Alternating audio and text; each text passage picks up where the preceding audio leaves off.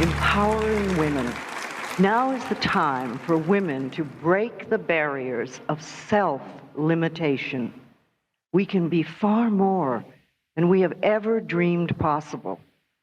See, we are women of power, and we can use our power to create a positive future for ourselves and for all women, in spite of the fact that each one of us here has been programmed by our parents and by society to think and behave in a certain way, to be women with all the rules and regulations and frustrations that come with being a woman. Some of us are very content to play this role, and many of us are not. Many of us are now questioning and rebelling against certain long-held beliefs. I want to share something with you that I found in a book called, it was a 1950s high school home economics book. And this is titled, How to Be a Good Wife. This is a perfect example of how women have been programmed in the past. Number one, have dinner ready. Plan ahead, even the night before, to have a delicious meal on time. This is a way of letting him know that you've been thinking of him and are concerned about his needs. Most men are hungry when they come home, and the prospect of a good meal is part of the warm welcome they deserve. 2, prepare yourself. Take 15 minutes to rest so you will be refreshed when he arrives. Touch up your makeup, put a ribbon in your hair, and be fresh looking. He has been with a lot of work-weary people. Be a little gay and a little more interesting. His boring day may just need a lift. Clear away the clutter. Make one last trip through the main part of the house just before your husband arrives, gathering up school books, toys, paper, etc. Then run a dust cloth over the tables. Your husband will feel he has reached a haven of rest and order, and it will give you a lift, too. Prepare the children. Take a few minutes to wash the children's hands and faces if they are small. Comb their hair, and if necessary, change their clothes. They are little treasures, and he would like to see them playing the part. Minimize all noise. At the time of his arrival, eliminate all noise of the washer, dryer, dishwasher, or vacuum. Try to encourage the children to be quiet. Be happy to see him. Greet him with a warm smile and be glad to see him. Some don'ts. Don't greet him with problems or complaints. Don't complain if he is late for dinner. Count this as minor compared to what he might have gone through that day. Make him comfortable. Have him lean back in a comfortable chair or suggest that he lie down in the bedroom. Have a cool or a warm drink ready for him. Arrange his pillow and offer to take off his shoes.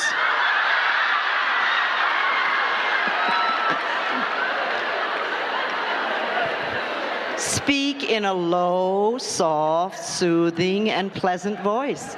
Allow him to relax and unwind.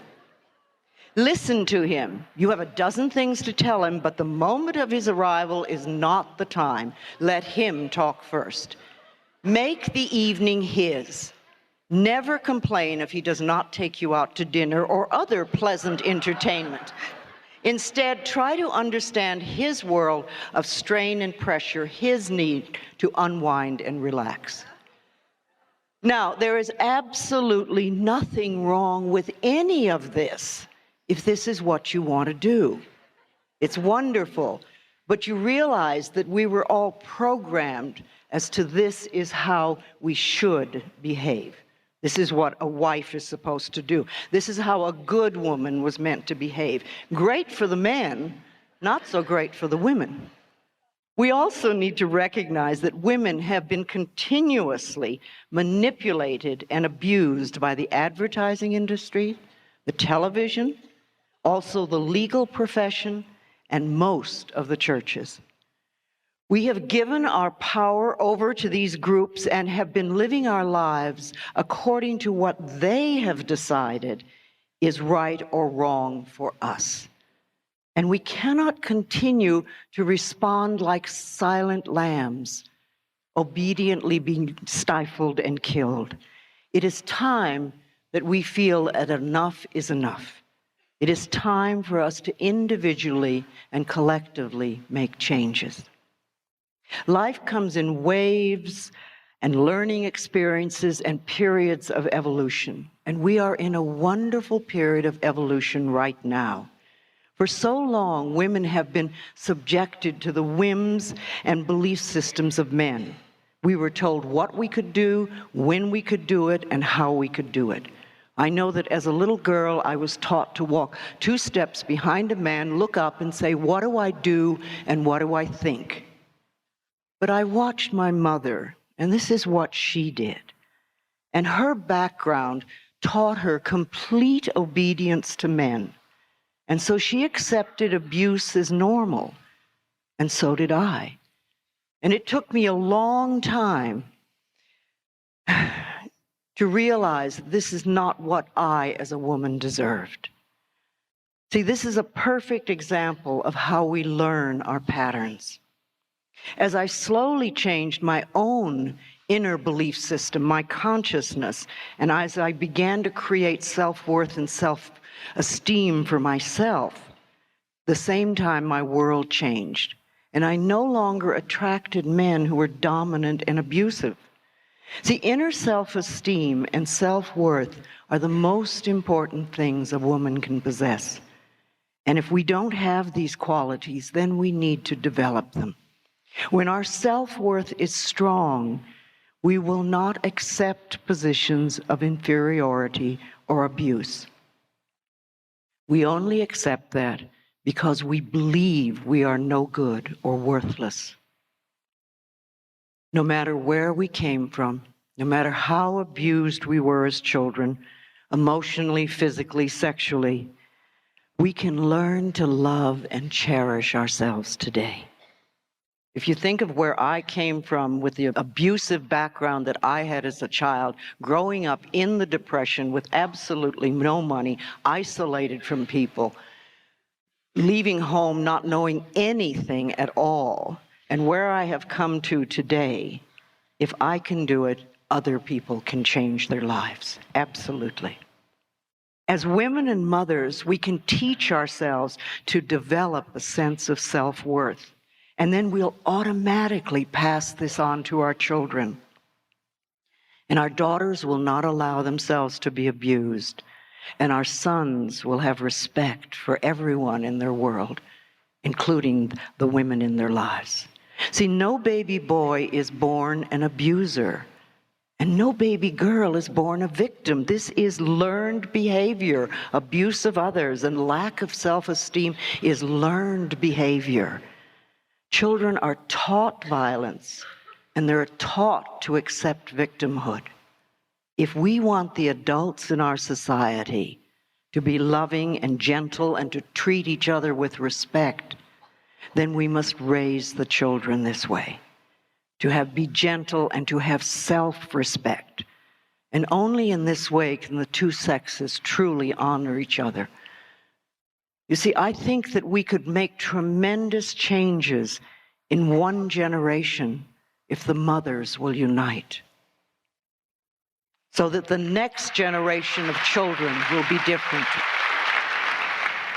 Self-worth and self-respect is the most important thing that we can possess, and it's the most important thing that we can encourage our children to have.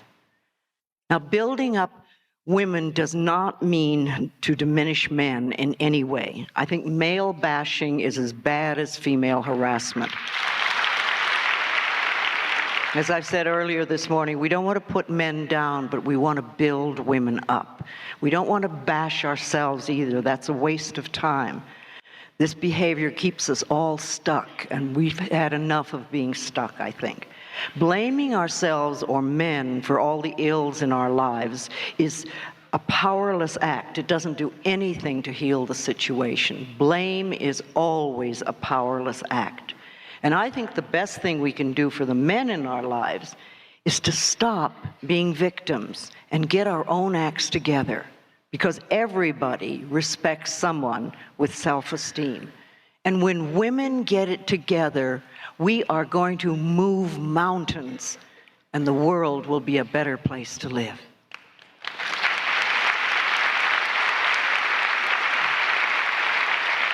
I have great compassion for men and the difficulties they face as they move through life. They too are stuck in their roles and carry enormous burdens and pressures.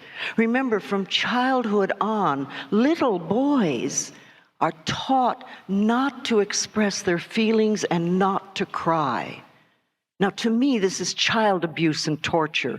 It's no wonder that many men, when they grow up, the only emotion they'll allow themselves to express is anger. And most men also regret the lack of a really good relationship with their father. If you want to see a man cry, give him a safe space to be, and get him to talk about his relationship with his father or lack of it. And so often there's so much sadness comes up of all the things that might have been said and weren't, and how they wish that their fathers had told them that they were loved and valuable. But women need to know, to really know and accept and believe that they are not second-class citizens.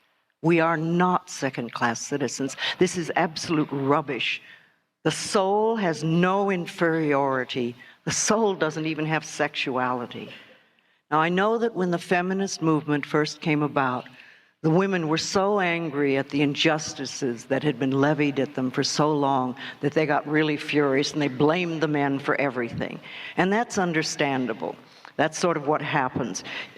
You need to work out your frustrations for a while. It's sort of like when you go to therapy and you're working on issues of child abuse. You really need to express all those feelings before you can begin to heal. And when a group has been repressed a long time, they go hog wild when they first experience freedom. However, when we're given time to express those feelings, and the pendulum then swings to a much more balanced point. And that's what's happening with women now. It is time for us to release the anger and the blame, the victimhood, the powerlessness. Now is the time for women to acknowledge and claim our own power, to take our thinking in hand, and to begin to create the world we say we want.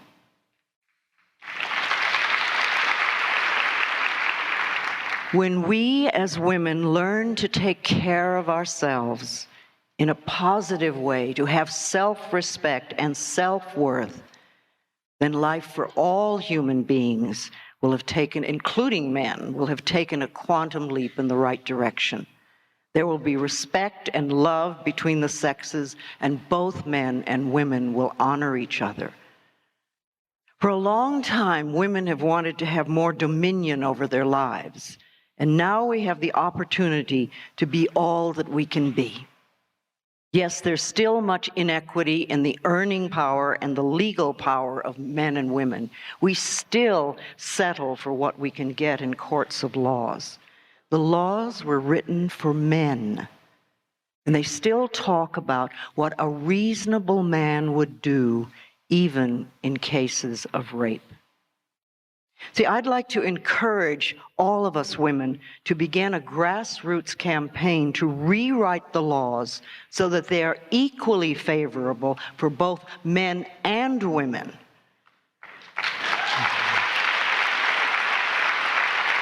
If we don't go in there and do something, it's just going to stay the way it is. Because if men are writing laws, they're going to write them favorably for men. Of course. I mean, that's obvious. You know, we have tremendous collective power when we get behind an issue.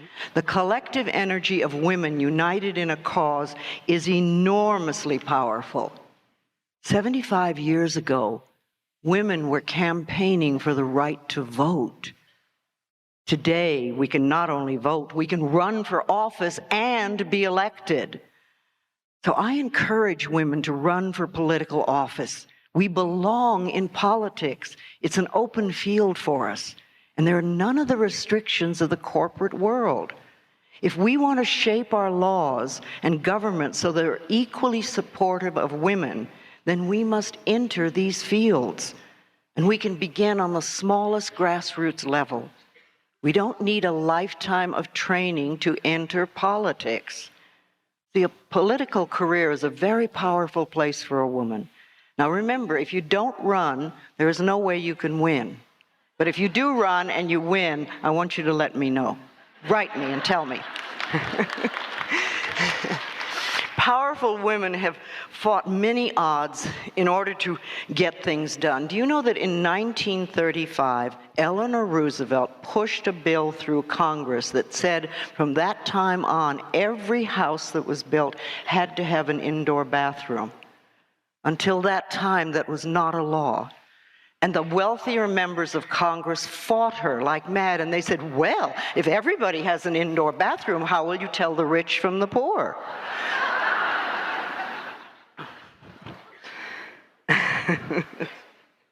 See, I believe we can all become women of power. For some of us, it will be making great waves in society. And for many of us, it will just be taking charge of our own lives.